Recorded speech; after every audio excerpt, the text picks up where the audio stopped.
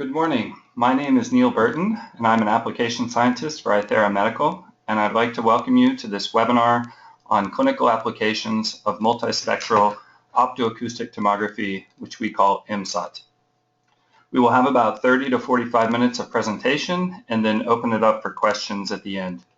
You can type your questions at any time into the question box on the webinar status bar, and we'll try to cover as many of them as we can during the question and answer session at the end. In addition, this presentation will be recorded, and you will receive a link to the recording in a follow-up email in a few days. At the beginning of the webinar, I will describe how optoacoustic tomography works, how contrast is generated, and then in the second half of the webinar, I'm joined by my collaborator, Dr. Joachim Klode, an associate professor and dermatologist and surgeon at the University Hospital here in Essen. With that, I'd like to begin.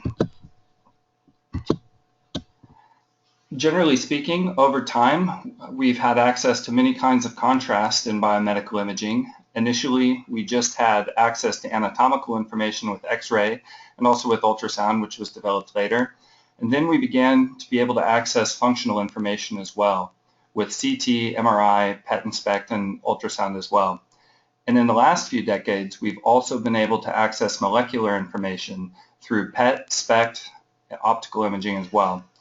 And with the recent advent of optoacoustic imaging, we're able to acquire anatomical, functional, and molecular information with a single modality. How does optoacoustic tomography work? We illuminate tissues of interest with laser pulses, in this case in the near infrared, so that we can maximize tissue depth penetration. A molecule of interest then absorbs the light and becomes excited. When the molecule relaxes, it gives off a small amount of heat, which creates a pressure wave, which creates a sound that we can detect. We then place, as shown in this diagram, an array of transducers around the sample of interest so that we can reconstruct the position and concentration of the photoacoustic contrast agent. In this array, we can have multiple ultrasound detectors, and we can vary the center frequency of these detectors so that for different detectors we can have different spatial resolutions. For each of the individual laser pulses that we use to illuminate the tissue, we receive a single grayscale image that represents the photoacoustic signal at that particular wavelength. We then take the stack of images and do a pixel by pixel analysis so that we can do a multispectral and mixing so that we can look at the distribution and concentration of molecular absorbers, in this case melanin, lipids, and hemoglobin. So the advantage of MSOT is that it gives us the capability to visualize and quantify chromophore distribution at high spatial and temporal resolution in deep tissue. The kind of information that we acquire with MSOT is anatomical, based on the optical absorption of tissue. This is mainly driven by hemoglobin when you illuminate in the near infrared, but as we'll see later with Dr. Klode, this can also be driven by melanin. We can also acquire functional information through being able to differentiate oxygenated and deoxygenated hemoglobin through their unique absorption spectra, but we can also look at the injection of contrast agents and see how they perfuse through tissue and get a metric of perfusion. We can collect molecular information through targeted and untargeted probes, and in the case of preclinical science, we can also look at fluorescent proteins that absorb in the near infrared. We acquire data very quickly. The experiments that Dr. Klode will talk about were acquired at 25 Hertz, so we can also begin to understand pharmacokinetics and biodistribution of injected agents. We started as a company looking at preclinical optoacoustic tomography, and we have a scanner for this called the Envision. It's a proven technology, and publications are starting to appear in the literature documenting a wide range of applications. But as we'll talk about today, there's also the ability to do this clinically with a handheld system called the Acuity. This will receive a CE mark in 2016, and we have ongoing clinical studies. So what does contrast look like with optoacoustic tomography? So this is a cross-section of a mouse. I'm going to show just a few images of mouse imaging just to get an idea of how contrast is generated. But this is a non-invasive photoacoustic image that was acquired at a single wavelength where in grayscale we can see the left kidney of the mouse, the right kidney, the spinal cord, the vena cava and aorta, as well as the spleen. Basically, if you took a cross-section of a mouse and looked at whatever was red, this is what would generate contrast for us. And at the bottom of the mouse, you see negative contrast where the intestines would be, as these are less concentrated in blood. In animal models, we can also image through intact skin and skull, as the skull in a mouse is very thin, and we can get an idea of the photoacoustic contrast as a function of depth in the brain. There was a publication that came out in Radiology in 2012 that compared optoacoustic tomography to planar fluorescence, as the excitation is the same for both modalities, but with optoacoustics you detect ultrasound, and with optical imaging you detect light that comes out. The benefit of detecting ultrasound is that it scatters much less than photons on its way out of the tissue. We also take a tomographic approach, so we can maintain high resolution at depth, and that's really the advantage of optoacoustic imaging. But as this experiment shows, at different time points following injection of a contrast agent, we can see the tumor before injection, and then we can see different points after injection of ICG, which is not targeted but would simply perfuse the vasculature of the mouse and the tumor after injection. What we see 1 minute after injection is perfusion throughout the mouse, and then 24 hours after injection, we see just a little bit of ICG around the periphery of the tumor. If you take a conventional optical imaging approach with planar fluorescence, then this tumor would look like it has a very high signal, although without the ability to discriminate signals at depth, you don't have any idea about how much of the tumor actually has ICG in it. Because we illuminate multispectrally and we do spectral unmixing, and we have to account for oxygenated and deoxygenated hemoglobin to get these ICG signals, we can also look at those signals in this particular tumor, and what we find out is that this tumor was very poorly oxygenated in the interior, which may suggest why ICG was not able to penetrate into the interior of the tumor. Not only can we acquire optoacoustic information with our devices, but also active ultrasound. So these are images that show full body mouse imaging. This is a top-down view where we see the brain at the top and the tail is at the back.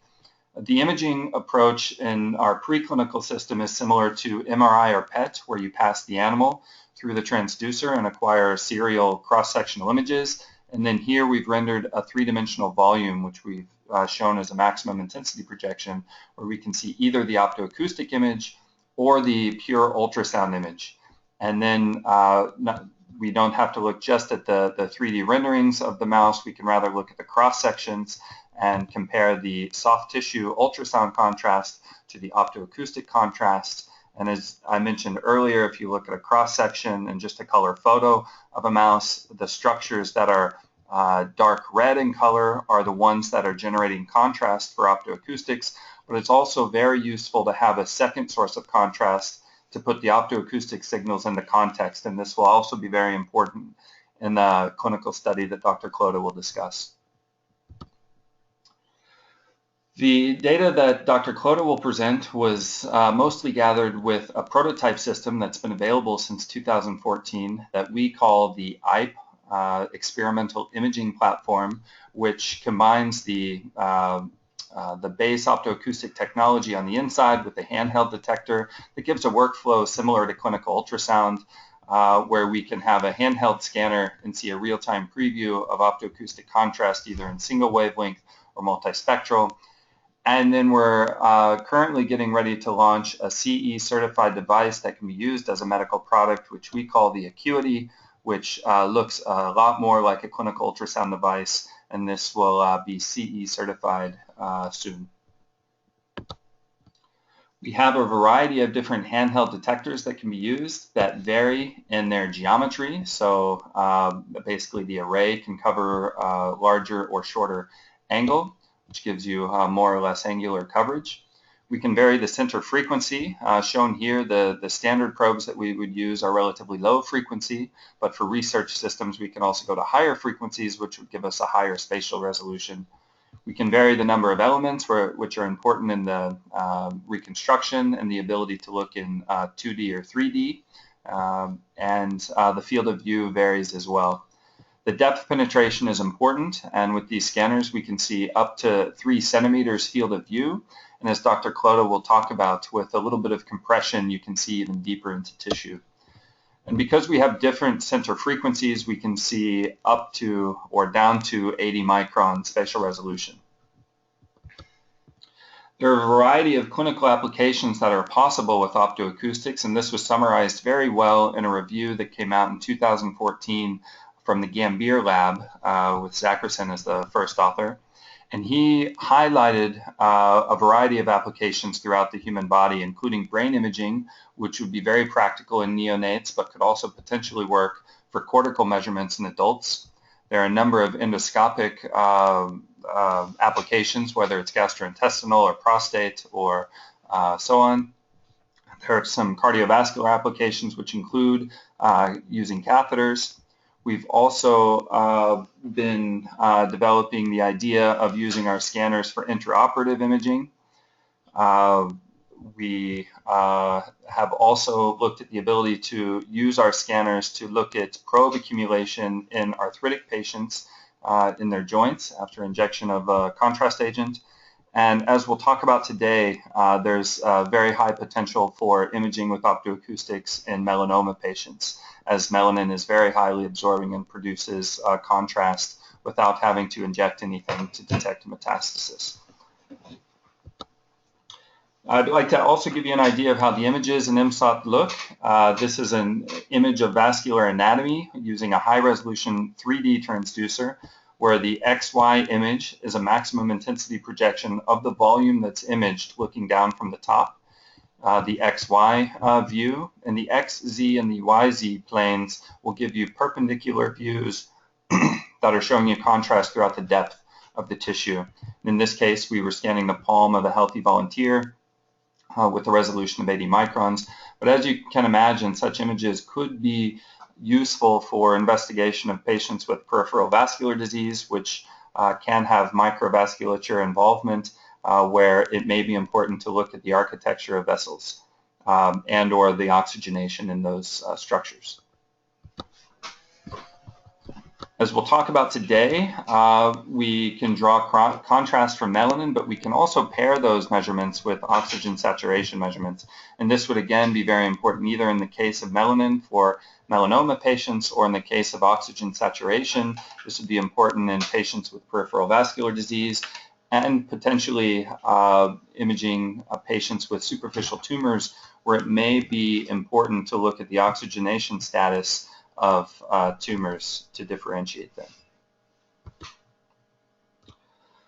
We've also collaborated with some partners in Singapore who are very interested in using a high-resolution 3D scanner to look at hair follicles as they study medications for alopecia, and they would like to track the same follicles over time, and conventionally a follicle must be removed before it can be analyzed, and this is obviously destructive, and they would like to be able to non-invasively assess not only the hair follicle but the oxygenation around it, as well as the, shown in green, the distribution of lipids in the sebaceous glands as well. And just to give you a preview of what Dr. Klode will talk about, there's also a high potential for imaging in melanoma, where in this case we can draw contrast from ICG to label the sentinel lymph node. We can look at melanin to gauge the status of the sentinels, and of course use oxygenation signals for reference. But Dr. Klode will talk about that in more detail. So for my conclusion, we believe that MSOT is a powerful addition to a biomedical scientist imaging arsenal by providing anatomical, functional, and molecular information in real time with high spatial and temporal resolution deep in tissue. The range of imaging applications in biomedical and clinical research spans wide, and we believe that translation to the routine clinical diagnosis is within reach. And with that, I will close out my presentation and open up Dr. Klode's.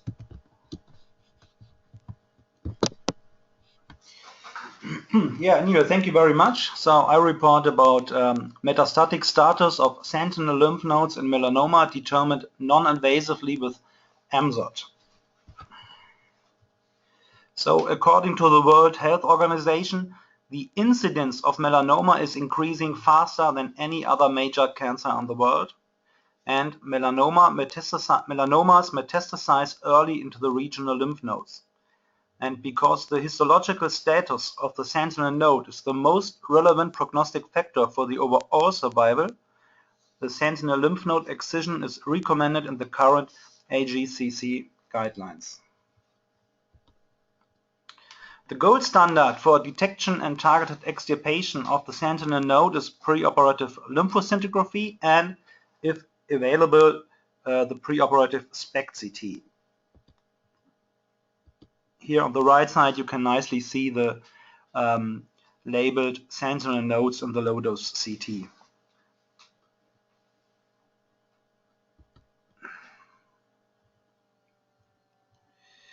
But internationally there are some controversies around the value of sentinel lymph node excision, because sentinel lymph node excision is a very cost-intensive surgical intervention with potential morbidity, which does not offer patients any advantage in the overall survival.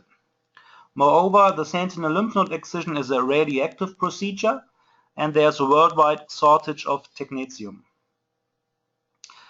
And as only a portion of the node is sampled for histology, the correct mode of pathological sectioning remains controversial and could in part also explain the high false negative rate of the sentinel lymph node excision.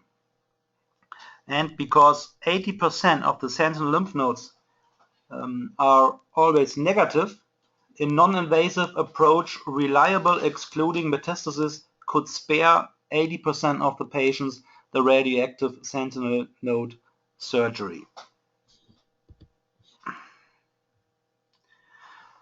And MSOT could overcome these just mentioned difficulties because this technology allows visualization of the sentinel node using fluorescent dyes as contrast agents, and can also provide additional biologic information to stage the sentinel node.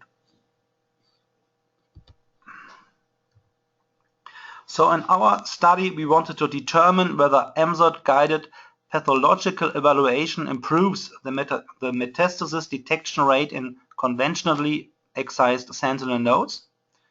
And second, it was our aim to determine whether the sentinel nodes could be mapped by MSOT in vivo using a fluorescent dye, in this case indocyanine green. And third, it was our aim to determine MSOT's potential to detect or to exclude sentinel node metastasis in vivo in melanoma patients. So we screened conventionally excised sentinel nodes for melanin hotspots, which you can see here. And this is the length of the lymph node, and then we screened for the melanin area, which is the blue curve, and the melanin intensity, which is the green curve. And here we have the melanin hotspot, and here at the length of 17 millimeter we have the biggest melanin area and the highest melanin intensity. So this is our region of interest. So therefore the lamella with the region of interest of the sentinel node was embedded and marked in a capsula and examined in slices every 200 microns. And in this case, as you can see here in the melan A stain, it was a huge metastasis. So in total 506 sentinel nodes were removed from 214 patients. Samples were examined either by MSOT guided pathology or histology, or in the control cohort according to the EORTC melanoma protocol. Importantly, patients' characteristics between both groups showed no imbalance of known prognostic factors like age, sex, tumor depth, ulceration, and so on. But we detected significantly more metastatic sentinel node involvement in the MSOT cohort than in the control cohort. So here are some examples. Here is one melanin negative sentinel node, and as you can see here in the melan A stain there was no metastasis. And here's an MSOT positive sentinel node for melanin.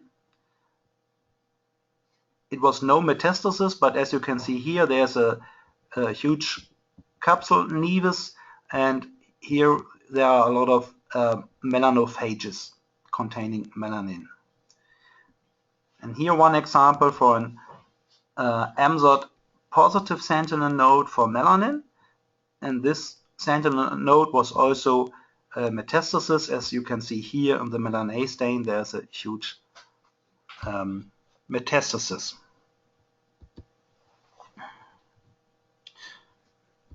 So going into detail, this is the most important result.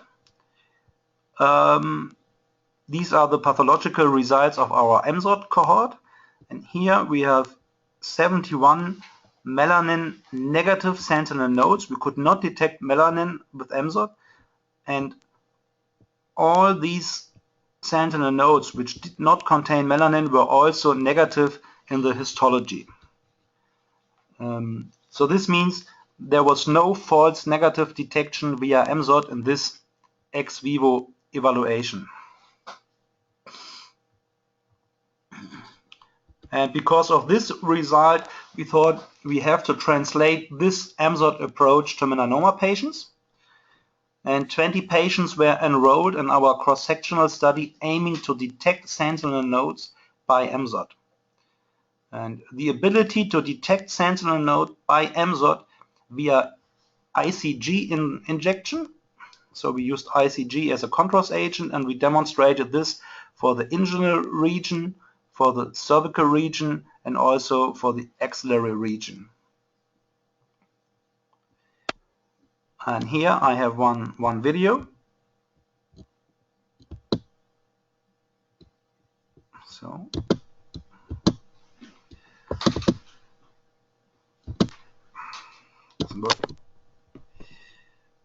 so here you can see ICG in the lymphatic vessel, and here it is labeling the sentinel node very nicely. And here the yellow, this is the melanin in the skin.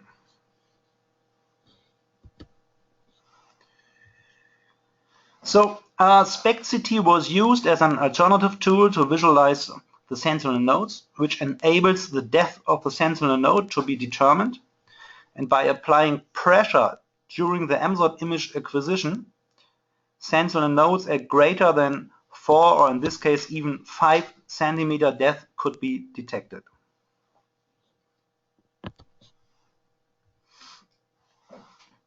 So 20 patients were enrolled in this cross-sectional study aiming to detect sentinel nodes by MSOT, and the ability to detect sentinel nodes by MSOT via ICG as a contrast agent was demonstrated for all anatomic regions, for inguinal, cervical, and the axillary region.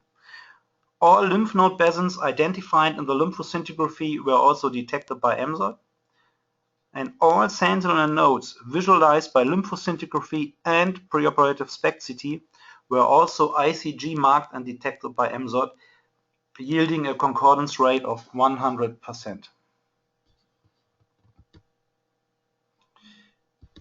So in our cross-sectional study, we also demonstrated the possibility of sentinel node detection by an integrated optoacoustic ultrasound system, combining the optoacoustic specificity to detect ICG-marked sentinel nodes with the capability of lymph node morphology assessment by ultrasound. This result suggests MSOT plus ultrasound could be a serious alternative to current lymphoscintigraphy, and from our point of view, not only in melanoma but also in other malignancies such as breast or squamous cell carcinoma. So here you see in the ultrasound image the labeled sentinel node, and here we screen for melanin. This is our positive control in the skin.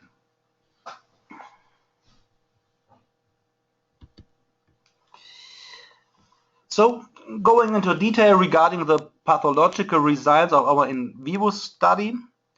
So here again, very important, in all the lymph nodes which did not contain a melanin signal, we could also not detect the metastasis in the pathology. So meaning, again, there was no false negative detection. And here you see another video. This is the skin of our positive control for melanin, and here is the ICG labeling the sentinel node, and this was a huge metastasis. Here's a huge melanin hotspot. So my conclusion, we have analyzed and demonstrated the usefulness of MSOT in melanoma patients for 3 different applications. The potential for ICG labeling and MSOT as a reliable method for detecting the sentinel nodes, and the benefit of MSOT for detecting metastasis in conventionally excised sentinel nodes by identifying the correct location for histological assessment. And third, the successful application of MSOT in vivo, enabling exclusion of sentinel node metastasis in a non-invasive and non-radioactive fashion. So in the future, I think MSOT plus ultrasound could become an alternative to current lymphoscintigraphy, as I already told you, also in other malignancies such as breast or squamous cell carcinoma. And very important, MSOT plus ultrasound also enables optoacoustically guided, minimally invasive fine needle aspiration biopsies or even core biopsies of the sentinel nodes, which can also improve the staging of the patients. So thank you very much to everybody, and thank you for your attention. Thank you, Dr. Klode, for presenting your work. If you'd like to know more about this particular study, it was recently published in Science Translational Medicine in December of last year. So now we have some time for some questions. So I'll just review what's come in. So one person asks, what effect does the body mass index of a patient have on the imaging? Is this something you've looked at already? Yes, of course. We also analyze the BMI of our patients, and of course, if the patient has a very high BMI, the depth of the sentinel node is bigger. But you saw this picture from our SPECT CT. Perhaps you can go back. So if you use pressure during the MSOT acquisition, you are able to reduce the distance from the skin to the lymph node, and then you are able, as you can see here in this image, we are able to detect sentinel nodes even at a depth bigger than 5 centimeters, and this is enough for all patients, even for the patients which are with a very high BMI. Okay, let's find another question. Can methylene blue, which is also clinically approved, be used for labeling the lymph nodes instead of ICG? Yes, you can also use methylene blue. We are also able to detect methylene blue via MSOT. This also works very nice. But from my point of view, I would not recommend using methylene blue due to the risk of allergic reactions. So I would prefer using ICG. Okay, I've got one more question so far. Can MSOT be used to assess patients with amelanotic melanoma since the contrast is generated by melanin? Yes, I think so. There are a lot of pathological studies. So these so-called amelanotic melanomas and a lot of amelanotic metastases were analyzed, and in 100% of the cases, melanin was found in all so-called amelanotic melanomas or amelanotic metastases, and this is enough melanin to which we can detect by MSOT. So I think regarding the results we have, you can also use it in amelanotic melanomas. Okay, another one just came in. Let's see, can we say complete elimination of positive sentinel lymph nodes ensure or give more anticipation of no recurrence?